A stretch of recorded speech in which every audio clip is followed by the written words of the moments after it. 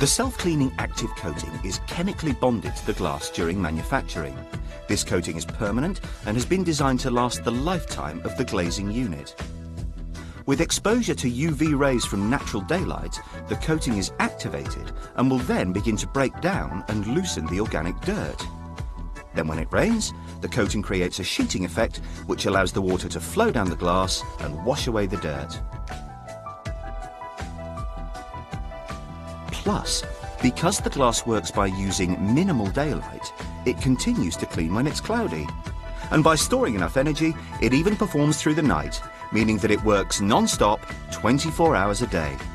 When it comes to keeping internal temperatures down, the glass works in a two-stage process, reducing heat transmission through absorption and reflectance. Firstly, the surface of the glass reflects away some of the sun's rays. The blue tint then absorbs the sun's energy and then emits it away from the building.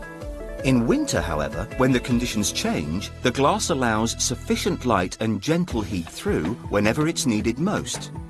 By combining this with an energy-saving glass like Pilkington K glass, it'll keep more of the heat in.